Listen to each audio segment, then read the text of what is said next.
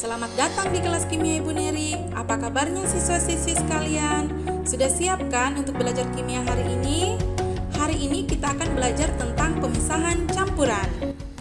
Ibu akan mengingatkan terlebih dahulu tentang materi pelajaran sebelumnya, yakni tentang perubahan materi. Perubahan materi ini terbagi atas dua, yakni perubahan fisika dan perubahan kimia.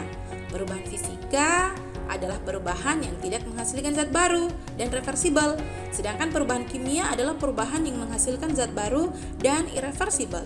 Sedangkan yang akan kita pelajari hari ini adalah berbagai macam cara pemisahan campuran. Coba perhatikan gambar ini. Di sini nampak pekerja bangunan sedang mengayak pasir yang akan digunakan. Pekerja bangunan memisahkan kerikil dari pasir. Nah, gambar yang satu ini nampak petani garam sedang memisahkan atau mengolah garam dari air laut. Bagaimana penjelasan tentang kedua proses tersebut? Kita akan pelajari hari ini.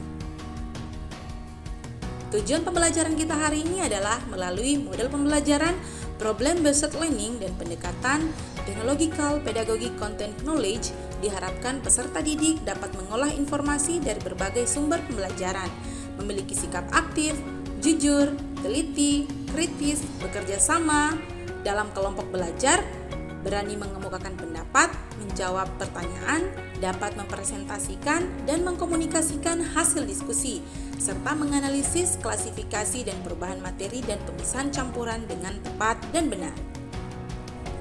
Jenis-jenis pemisahan campuran diantaranya penyaringan, sentrifugasi, destilasi, penguapan, kristalisasi, sublimasi, dan kromatografi. Pemisahan campuran dengan penyaringan didasarkan pada perbedaan ukuran partikel dari zat-zat penyusun campuran. Partikel yang mempunyai ukuran lebih kecil akan lolos saringan, dan partikel yang lebih besar akan tertinggal pada saringan. Cara pemisahan dengan cara penyaringan ini dapat dilakukan untuk memisahkan padatan yang mempunyai ukuran berbeda dan untuk memisahkan padatan dengan cairan. Zat yang tertahan di kertas saring dinamakan residu dan cairan yang dapat menembus kertas saring dinamakan filterat. Sentrifugasi adalah proses yang memanfaatkan gaya sentrifugal untuk sedimentasi campuran dengan menggunakan mesin sentrifuga atau pemusing. Komponen campuran yang lebih rapat akan bergerak menjauh dari sumbu sentrifuga dan membentuk endapan, menyisakan cairan supermatan yang dapat diambil dengan dekantasi. Teknik sentrifugasi telah dimanfaatkan baik untuk keperluan penelitian, misalnya pada bidang biologi sel dan biologi molekuler, maupun untuk industri, misalnya dalam pengayaan uranium dan pengolahan anggur.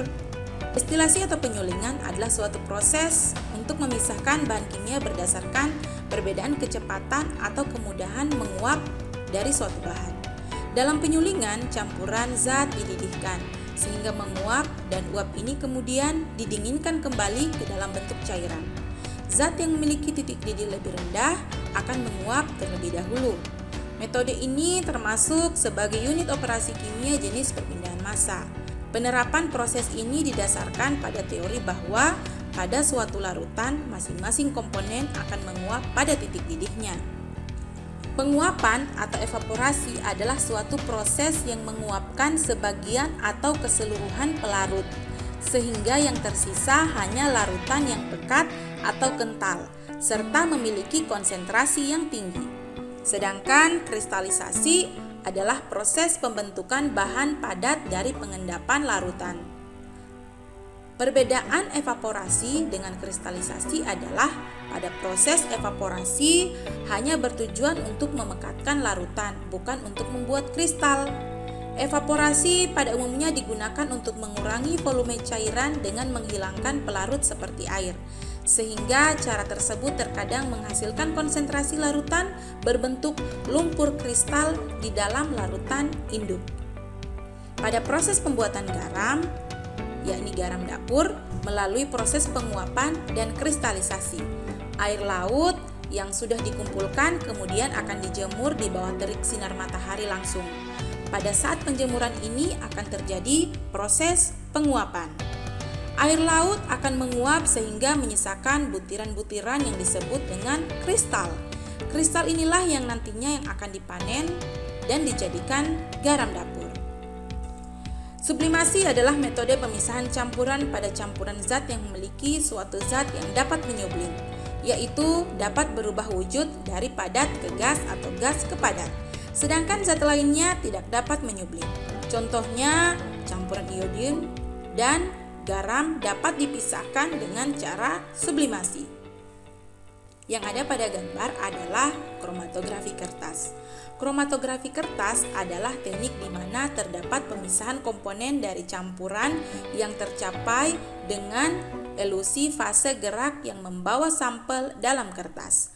Kromatografi kertas merupakan metode pemisahan sederhana yang digunakan untuk memisahkan komponen pigmen zat warna, biasanya pigmen. Kromatografi digunakan untuk memisahkan campuran dari substansinya menjadi komponen-komponennya. Seluruh bentuk kromatografi bekerja berdasarkan prinsip yang sama. Semua jenis kromatografi pasti memiliki fase diam, biasanya berupa padatan, dan fase gerak, biasanya gas atau cairan. Fase gerak dilewatkan melalui fase diam, sehingga sampel ikut terbawa oleh fase gerak. Bila kepolaran sampel lebih tinggi ke fase gerak, maka sampel akan lebih terbawa fase gerak, dan sebaliknya. Jadi kepolaran atau afinitas sampel yang akan menentukan pemisahannya. Ayo bereksplorasi. Carilah beberapa contoh pemisahan campuran dalam berbagai bidang.